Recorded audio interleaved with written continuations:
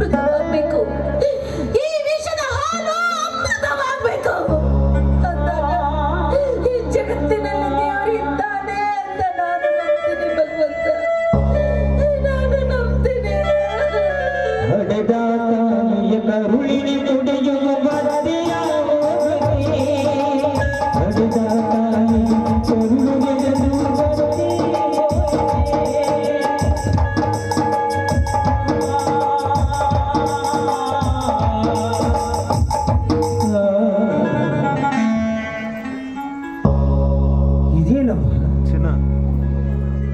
ಮಗು ಮನೆಗೆ ಬರುವಷ್ಟರಲ್ಲಿ ಮನೆಯ ಬಾಗಿಲಲ್ಲಿ ನಿಂತು ಅಂಗೈಯಲ್ಲಿ ಹಾಲಿನ ಗ್ಲಾಸು ಹಿಡಿದು ನಿಂತಿರುವೆಯಲ್ಲಮ್ಮ. ಎಷ್ಟೊಂದು ಪ್ರೀತಿಯಮ್ಮ ಈ ನಿನ್ನ ಮಗನ ಮೇಲೆ. ಅಮ್ಮ, ನಿನ್ನಂತ ತಾಯಿಯನ್ನು ಪಡೆಯಬೇಕಾದರೆ ನಿನ್ನ ಹೊಟ್ಟೆಯಲ್ಲಿ ಹುಟ್ಟುವ ಮಕ್ಕಳು ಅದೆಷ್ಟು ಪುಣ್ಯ ಮಾಡಿರಬೇಕಮ್ಮ.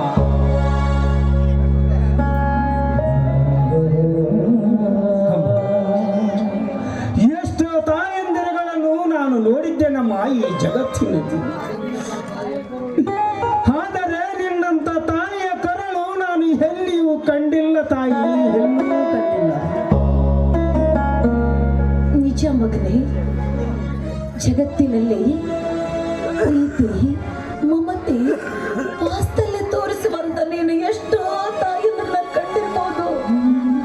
ಆದ್ರೆ ಮಗನ ಮೇಲೆ ಮಮಕಾರ ಹೆಚ್ಚಾಗಿ ಇಂಥ ಹಾಲು ಕುಡಿಸುವ ತಾಯಿಯನ್ನ ನೀನು ಎಲ್ಲಿ ಕಂಡಿರ್ಲಿಕ್ಕಿಲ್ಲಪ್ಪ, ನೀನು ಎಲ್ಲಿ ಕಂಡಿರ್ಲಿಕ್ಕಿಲ್ಲ.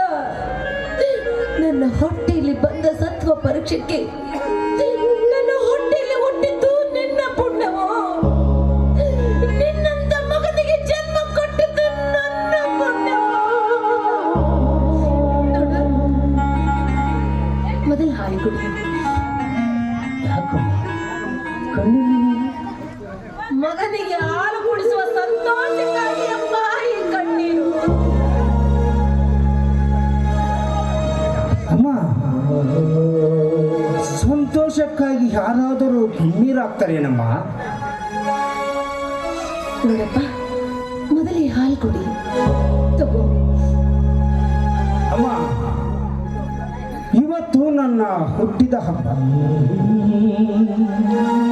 ಬಹುಶಃ ನೀವಿಬ್ಬರು ಯಾವುದೋ ಸಮಯದಲ್ಲಿ ನನ್ನ ಹುಟ್ಟು ಹಬ್ಬವನ್ನು ಆಚರಿಸುವುದು ಮರ್ತಿದ್ದೀರಿ ಅಂತ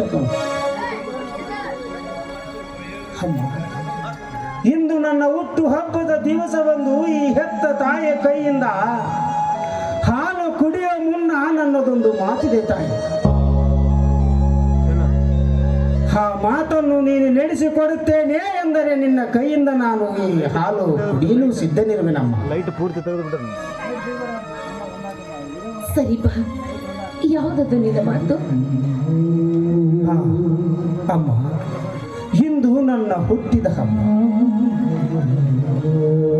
ನಾನು ಮಾಡಿದ ತಪ್ಪು ಇಂದು ಎಂದಿಗೂ ಮುಚ್ಚಿಡಲಾರದ ತಪ್ಪನ್ನು ನಿನ್ನ ಮುಂದೆ ಹೇಳಬೇಕೆಂದು ನಿರ್ಧಾರ ಮಾಡಿದ್ದೇನಮ್ಮ. ಅಮ್ಮ, ಹೇಗೆಂದರೆ ಈ ಜಗತ್ತಿನಲ್ಲಿ ಮಕ್ಕಳು ಮಾಡಿದ ತಪ್ಪನ್ನು ಯಾರು ಕ್ಷಮಿಸದಿದ್ದರೂ ಹೆತ್ತ ತಾಯಿ ಕ್ಷಮಿಸುವಳೆಂದು ನನಗೆ ಬಲವಾದ ನಂಬಿಕೆ.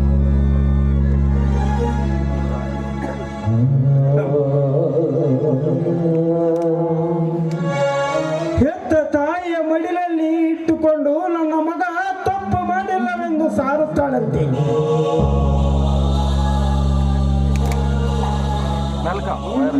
ಅಮ್ಮ, ಹೀಗಿರುವಾಗ ನನ್ನ ಜೀವನದಲ್ಲಿ ಎಂದು ಮಾಡಲಾರದ ಒಂದು ತಪ್ಪು ಮಾಡಿದ್ದೇನೆ ತಾಯಿ. ಆ ತಪ್ಪನ್ನು ನಿನ್ನ ಮುಂದೆ ಒಪ್ಪಿಕೊಂಡು ಆ ತಪ್ಪನ್ನು ಕ್ಷಮಿಸಿದ್ದೇನೆ ಮಾಂತೇಶ ಎಂದು ನೀನು ಹೇಳಿದರೆ ಖಂಡಿತವಾಗಿ ನಿನ್ನ ಕೈಯಿಂದ ಹಾಲು ಇದೇ ಕುಡಿತೇನೆ ತಾಯಿ. ಮಾಂತೇಶ, ನೀನು ಮಾಡಿರುವ ತಪ್ಪು ಯಾವುದು ಅಂತ ನಾನು ತಿಳ್ಕೋಬೇಕಲ್ಲ, ಹೇಳು. ಅಮ್ಮ, ಈ ಮಾನವಂತರ ಮನೆತನದಲ್ಲಿ ದುಡಿಯುವ ಒಂದು ಬಡ ಕುಟುಂಬ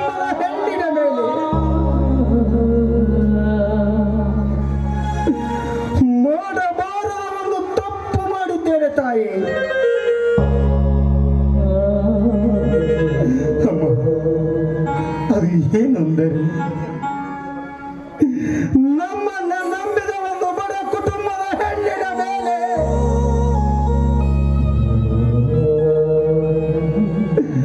ಅತ್ಯಾಚಾರ ಮಾಡಿದ್ದೇನಮ್ಮ.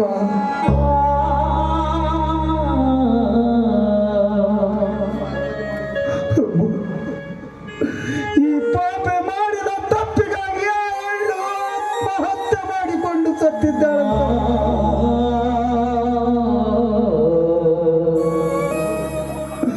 ಅಮ್ಮ, ಆ ಸಾವಿಗೆ ನಾನೇ ಕಾರಣ ಅಂತ ಇನ್ನು ಈ ಊರಲ್ಲಿ ಯಾರಿಗೂ ಗೊತ್ತಿಲ್ಲ.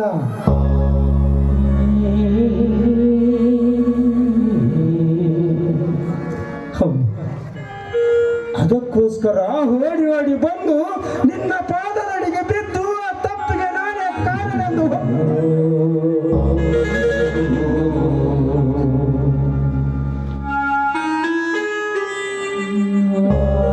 ದಯವಿಟ್ಟು ನನ್ನನ್ನು ಕ್ಷಮಿಸಮ್ಮ.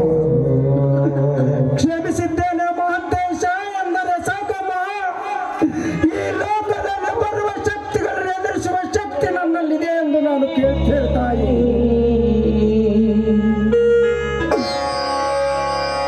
ನನ್ನ ಹಡೆದವ ತಾಯಿ ಒಂದೇ ಒಂದು ಮಾತು ಹೇಳಿದರೆ ಸಾಕಮ್ಮ. ಮಹಂತೇಶ ಕ್ಷಮಿಸಿದ್ದೇನೆ ಎಂದು ನೀನು ಹೇಳುವವರೆಗೂ ನಿನ್ನ ಪಾದವನ್ನು ಬಿಡಲಾರೆ ತಾಯಿ.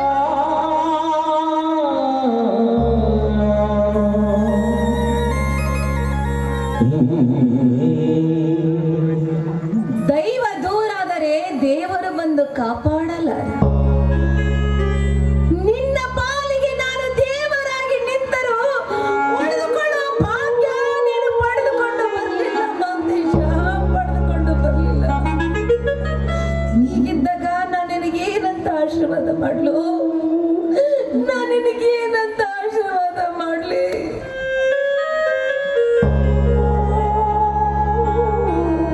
ಮಹಂತೇಶ, ಮಕ್ಕಳಿಗಿಂತ ತಾಯಿ ದೊಡ್ಡವಳು. ದೊಡ್ಡವರ ಮಾತನ್ನು ಪಾಲಿಸಬೇಕಾಗಿದ್ದು ಚಿಕ್ಕವರ ಕರ್ತವ್ಯ ಅಲ್ವೇನಪ್ಪ? ನೋಡು, ಮೊದಲು ನೀ ಹಾಲು ಕುಡಿ, ಆಮೇಲೆ ನಿನಗೆ ಎಷ್ಟು ಆಶೀರ್ವಾದ ಮಾಡು ಅಂತ ಹೇಳ್ತೀಯ ಅಷ್ಟು ಆಶೀರ್ವಾದ ನಾ ಮಾಡ್ತೀನಿ. ಮೊದಲು ಹಾಲು ಕುಡಿಯಪ್ಪ. ಮೊದಲು ಈ ಹೆತ್ತವಳ ಆಸೆ ನೆರವೇರಲಿ. ನಾನು ನಿನ್ನ ಕೈಯಿಂದ ಹಾಲು ಕುಡಿದ ಮೇಲೆ ನನಗೆ ನೀನು ಆಶೀರ್ವಾದ ಮಾಡುತ್ತೇನೆ ಎಂದು ನನಗೆ ಭಾಷೆ ಕೊಡಮ್ಮ. ಆಯ್ತಪ್ಪ, ಇನ್ನು ಮೊದಲು ಹಾಲು ಕುಡಿ, ಆಮೇಲೆ ನೀನು ಹೇಳಿದಾಗನೇ ಕೇಳ್ತೀನಿ. ಇಲ್ಲ, ಮೊದಲು ನೀನು ನನಗೆ ಮಾತು ಕೊಡಬೇಕು.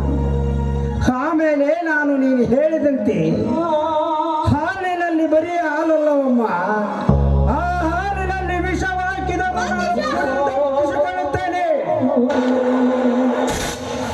ಸರಿಯಪ್ಪ, ನಿನ್ನ ಮಾತು ಖಂಡಿತ.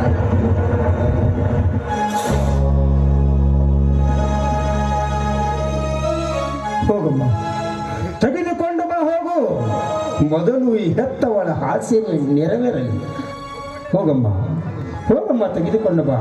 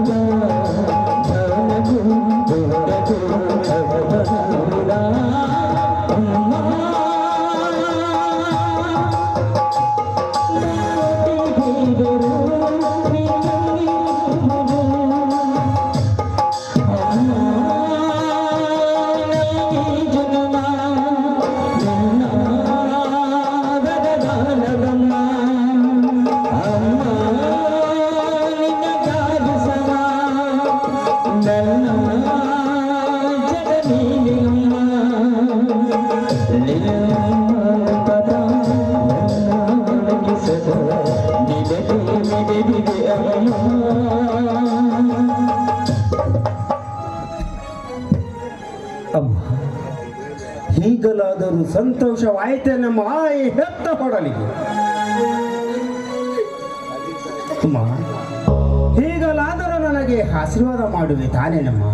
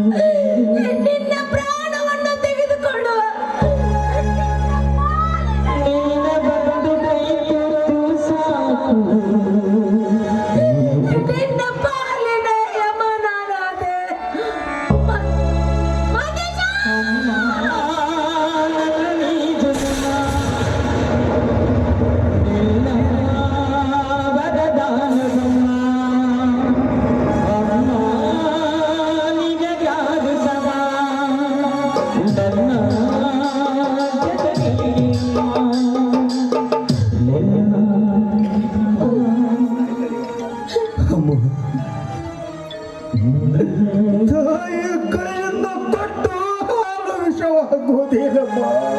ಹೌದು ಮಂಜುಷ, ನೀನು ಕುಡಿದಿದ್ದು ಹಾಲಲ್ಲನು, ನೀನು ಕುಡಿದಿದ್ದು ವಿಷನ ಮಂಜುಷ.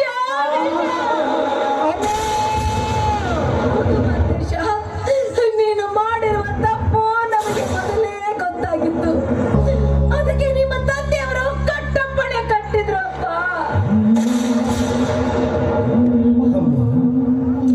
ನಿಂದ ಹಕ್ಕ ಹೋಯ್ತೇನಮ್ಮ? ಅಪ್ಪ ಏನಂತ ಕಟ್ಟಪ್ಪಣೆ ಮಾಡಿದ್ದಾನೆ ನೀನು ಹೇಳುತ್ತಾರೆ. ಬದುಕಬಾರದು ಅಂತ. ಅಮ್ಮ, ಹೌದು ಮಗನೇ, ಹೌದು. ನಿನ್ನ ಪಾಲಿಗೆ ಹೆತ್ತವಳ ಹಾಲು ವಿಷವಾಯಿತು ಮಾದೇಶ. ಹೆತ್ತವಳ ಹಾಲು ವಿಷವಾಯಿತು.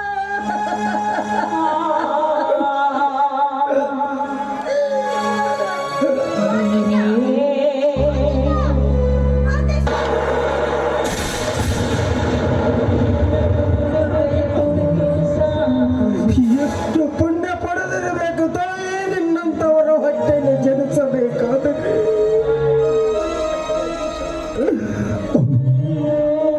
ಈ ಮಗ ಮಾಡಿದ ಒಂದು ತಪ್ಪಿಗಾಗಿ ವಿಷವನ್ನೇ ಕುಡಿಸಿಬಿಟ್ಟಿಯೇನಮ್ಮ.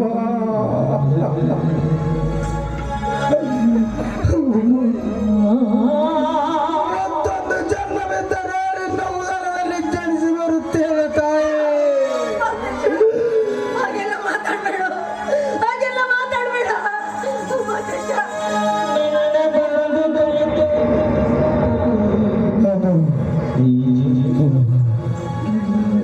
ಆದರೆ ಮಗನನ್ನು ಉಳಿಸಿಕೊಳ್ಳಲಿಲ್ಲ ತಾಯಿ. ನಿನ್ನ ಮಂಗಲಕ್ಕಾಗಿ ನೀನು ಬಡದಾಡಿದೆಯಮ್ಮ.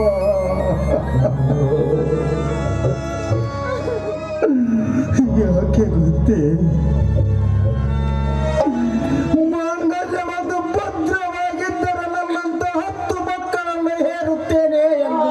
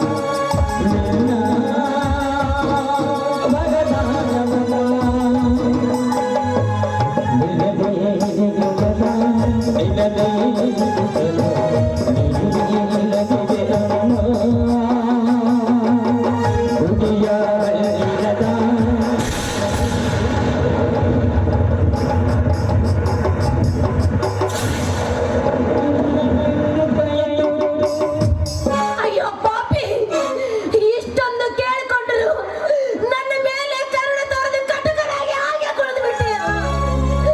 ಮಗನನ್ನು ಕೊಂದು ನಾನು ಯಾಕೆ ಭೂಮಿ ಮೇಲೆ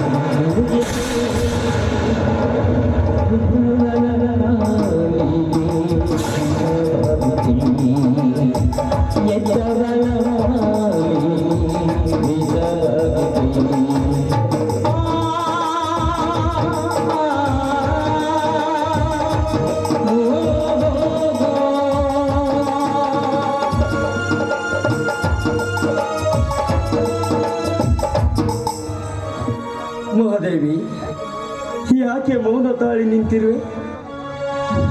ನಿನ್ನ ದುಃಖದ ಕಡಲು ನನಗೂ ಅರ್ಥವಾಗುತ್ತದೆ.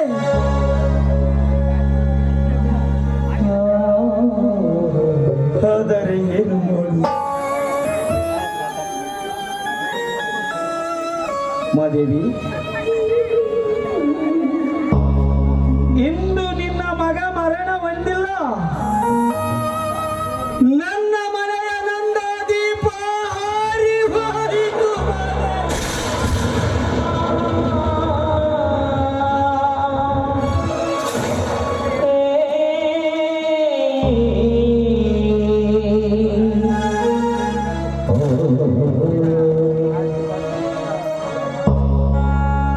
ಮಾದೇವಿ,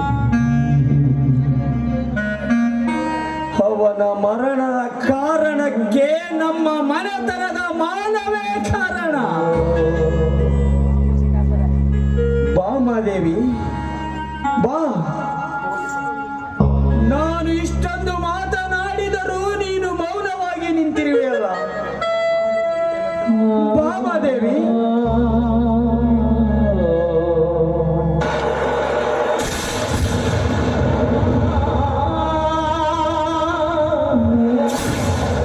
ನೋಡಿ ನೋಡಿ, ನನ್ನ ಮಗ ಹೆಂಗೆ ಸತ್ತು ಬಿದ್ದಿದ್ದಾರಂತ ನೋಡಿ.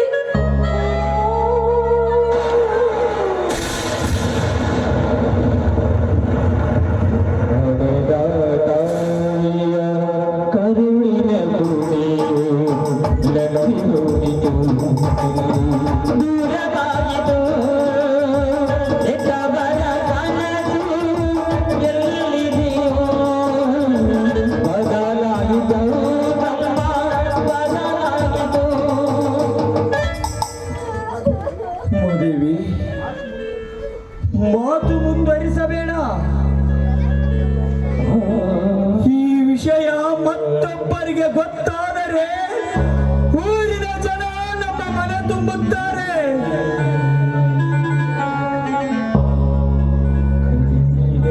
ಬೇರೆಯವರಿಗೆ ಗೊತ್ತಾಗುವಷ್ಟರಲ್ಲಿ ಶವ ಸಂಸ್ಕಾರ ನಡೆದು ಹೋಗಲಿ. ನೀನು ಸ್ವಲ್ಪ ಇಲ್ಲೇ ಇರು.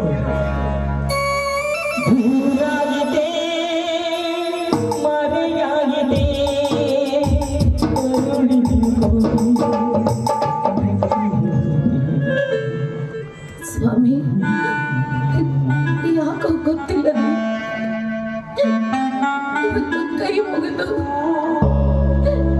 ತಲೆವಾಗಿ ನಿಮ್ಮ ಪಾದಗಳಿಗೆ ನಮಸ್ಕಾರ ಮಾಡಬೇಕು ಅಂತ ಅನ್ನಿಸ್ತಾ ಇದೆ. ನನಗೆ ಆಶೀರ್ವಾದ ಮಾಡ್ತೀರಾ? ನನಗೆ ಆಶೀರ್ವಾದ ಮಾಡ್ತೀರಾ?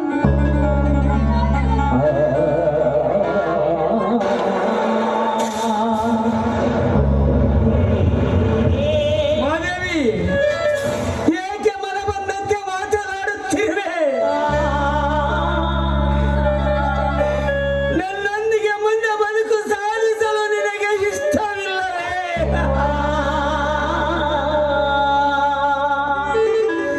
ನಾನು ಮಾಡಿದ ಪ್ರತಿಜ್ಞೆ ನಿನಗೆ ತೊಂದರೆ ಆದರೆ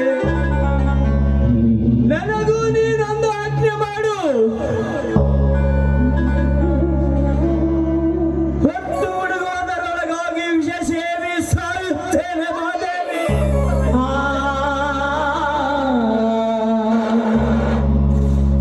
ಮಾತಾಡಬೇಡಿ, ಹಾಗೆಲ್ಲ ಮಾತಾಡಬೇಡಿ. ನೋಡಿ, ನಿಮ್ಮಂತ ಗಂಡನ ಪಡಿಬೇಕಾದ್ರೆ 7 ಜನ್ಮದ ಪುಣ್ಯ ಮಾಡಿ ಬಂದಿದ್ದಿಟ್ರಿ ನಾನು. ನೀವು ಸಾಯ್ಬಾರ್ದು, ನೀವು ಬದುಕ್ಬೇಕ್ರಿ, ನೀವು ಬದುಕ್ಬೇಕು. ಯಾಕಂದ್ರೆ ಮನೆತನದ ಮಾನಕ್ಕಾಗಿ ಮತ್ತೊಬ್ಬರನ್ನ ಬಲಿ ತೆಗೆದುಕೊಳ್ಳುವಂತ ತ್ಯಾಗ ಪುರುಷರು ನೀವು. ನಿಮ್ಮ ಘನತೆ ಗೌರವಕ್ಕಾಗಿ ನಿಮ್ಮನ್ನೇ ನೀವೇ ತ್ಯಾಗ ಮಾಡಿಕೊಳ್ಳುವಂತ ತ್ಯಾಗವಂತರು ಸ್ವಾಮಿ, ನೀವು ತ್ಯಾಗವಂತರು. ನೋಡಿ, ಈ ನಮ್ಮ ದುರಂತದ ಸನ್ನಿವೇಶದಲ್ಲಿ ಇಂಥ ದುರ್ಘಟನೆ ನಡೆಯಬಾರ್ದಾಗಿತ್ತು. ನಡೆದೇ ಹೋಯ್ತು. ಏನ್ರಿ, ಎಂತ ಮಗನಿಗೆ ವಿಷ ಹಾಕ್ಬೇಕಾದ್ರೆ ಏನನ್ನ ಕರ್ಮ ಯಾಕೆ ಕಷ್ಟ ಮಾಡ್ಕೊಂಡ ನಿಮಗೆ?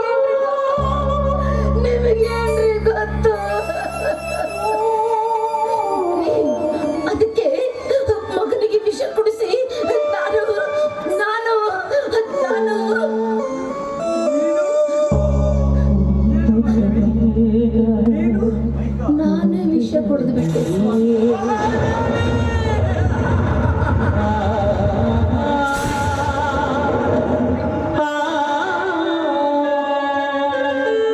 ಮಹಾದೇವಿ, ಏನು ಹೇಳುತ್ತಿರುವೆ ನೀನು? ಸತ್ಯವನ್ನೇ ಹೇಳ್ತಾ ಇದ್ದೀನಿ ರೀ, ಸತ್ಯವನ್ನೇ ಹೇಳ್ತಾ ಇದ್ದೀನಿ. ಯಾಕಂದ್ರೆ ನಿಮ್ಮಂತ ನ್ಯಾಯವಂತರ ಹೆಂಡತಿಯಾಗಿ ಬಂದಿದ್ದೀನಲ್ಲ, ಅದು ನನ್ನ ಪುಣ್ಯ ರೀ, ಅದು ನನ್ನ ಪುಣ್ಯ. ನೋಡಿ,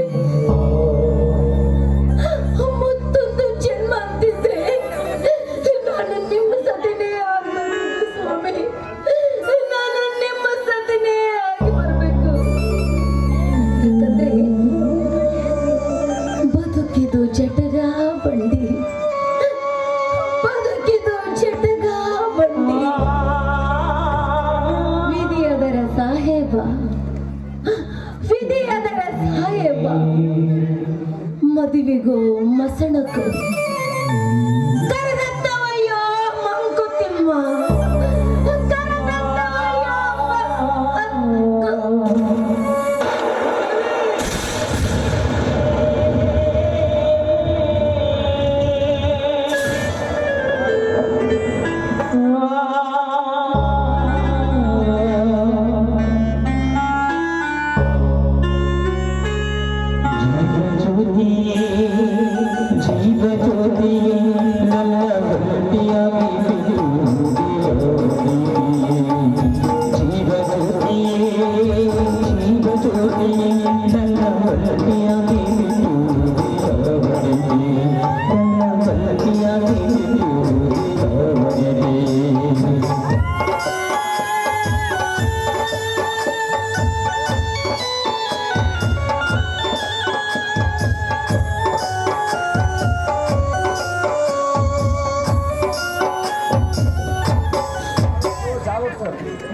ಮಹಾದೇವಿ,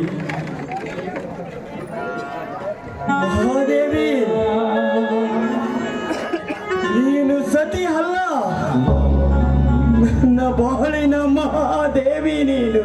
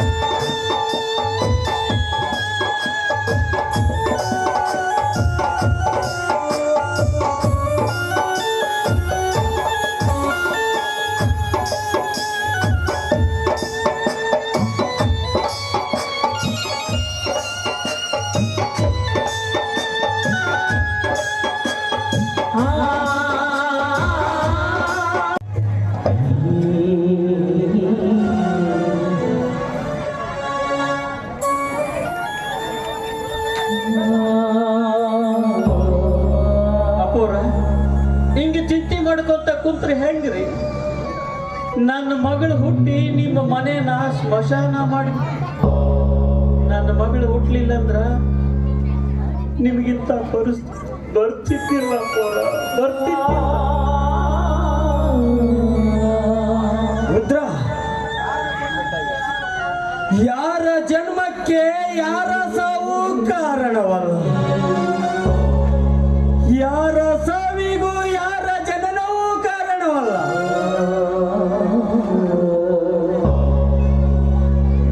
ನಿನ್ನ ಮಗಳ ಪ್ರಾಣ ಕೊಟ್ಟು ಈ ಮನೆತನದ ಮಾನ ಉಳಿಸಿದ ಪುಣ್ಯಾತ್ಮ ನೀನು.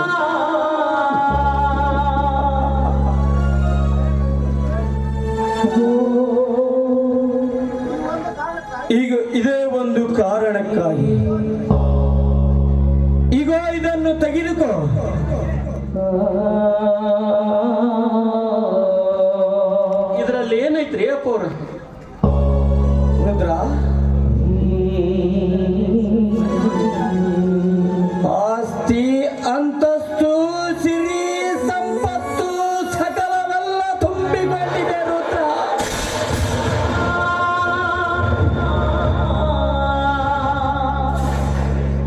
ಇದನ್ನೆಲ್ಲ ನಿನ್ನೆಸರಿಗೆ ಬರೆದಿರುವೆ. ನೀನು ಈ ಮನೆಯ ಆಳು ಮಗನಲ್ಲ ರುದ್ರ. ಈ ಮನೆಯ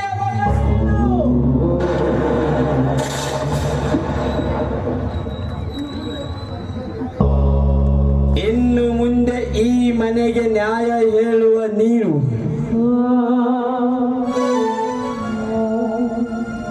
ನ್ಯಾಯವಂತನಾಗೇ ಇರಬೇಕು. ಆದರೆ ಒಂದು ಮಾತು, ಈ ಮಾನವಂತರ ಮನೆಯಲ್ಲಿ ಯಾವ ಕಾಲಕ್ಕೂ ತಪ್ಪು ನಡೆಯಬಾರದು. ತಪ್ಪು ಮಾಡಿದರೆ ಕತ್ತು ಪ್ರಾಣ ಕೊಡುವುದಕ್ಕೂ ಶುದ್ಧನಾಗಿರಬೇಕು. ತೆಗೆದುಕೋ ರುದ್ರ ಈ ಕಾಗದವನ್ನು. ಊರಲ್ಲಿರುವ ಎಲ್ಲಾ ಜನರನ್ನು ಕರೆದುಕೊಂಡು ಬಾ. ಅವರ ಸಮ್ಮುಖದಲ್ಲಿ ನಿನಗೆ ಕೊಟ್ಟು ನಾನು ಹೋಗುತ್ತೇನೆ. ಕಲ್ಯಾಣಕ್ಕೋ ಅಥವಾ ಕಾಶಿಗೋ ಹೋಗಿ ವಿಶ್ರಾಂತಿ ಪಡೆಯುತ್ತೇನೆ. ಹೋಗು ರುದ್ರ, ಹೋಗು. ಅಷ್ಟೊಂದು ಯೋಗ್ಯನೇ ನಾನು ಈ ಮನೆತನಕ್ಕೆ?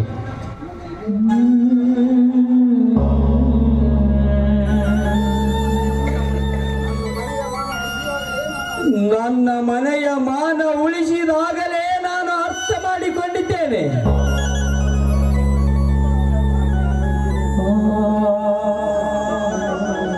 ಉಂಡವರ ಋಣ ಮುಟ್ಟಿಸುವ ಗುಣವಂತ ನೀನು. ನೀನೇ ಈ ಮನೆಗೆ ತಕ್ಕ ಮಗ. ಇರಲಿ, ಹೋಗು ರುದ್ರ. ಊರಲ್ಲಿರುವ ಎಲ್ಲ ಜನರನ್ನು ಕರೆದುಕೊಂಡು ಬಾ. ಹೋಗು ರುದ್ರ.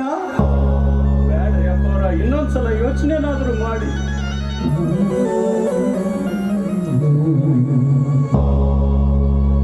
ದೇವ ಪ್ಯಾಟಿ ಬಸವೇಶ್ವರ, ಏನಿದು ನಿನ್ನ ಲೀಲೆ?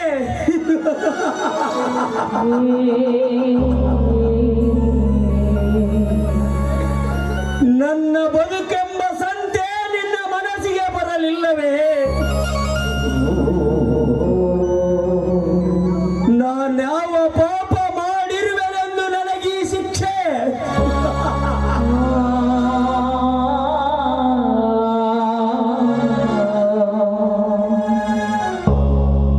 ನ್ಯಾಯ, ನೀತಿ, ಧರ್ಮ ಇವು ಎಲ್ಲಗಳನ್ನು ನನಗೆ ವೈರಿಯನ್ನಾಗಿ ಮಾಡಿದೆ. ನ್ಯಾಯವಂತರಿಗೆ ನಿಲ್ಲಲು ನೆಲೆ ಇಲ್ಲವೇ?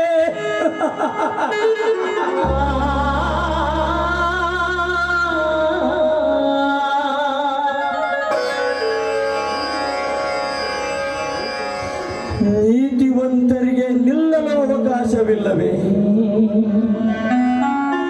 ಧರ್ಮವಂತರಿಗೆ ಪುಣ್ಯದ ಕೆಲಸ ಮಾಡುವ ಅವಕಾಶವೂ ಇಲ್ಲವೇ? ಯಾಕೆ ದೇವ ಈ ರೀತಿ ನಾನು ಮಾತನಾಡುತ್ತಿದ್ದರೂ ನೀನು ಕಲ್ಲಾಗಿ ಹೇಗೆ ಕುಂತಿರುವೆ? ಸತ್ಯವಂತರಿಗೆ ಮಾಡುವ ನೀನು ಸತ್ವ ಪರೀಕ್ಷೆಯೇ ಅಥವಾ ಶಿಕ್ಷೆಯೇ? ಹೇಳು ದೇವ, ಹೇಳು.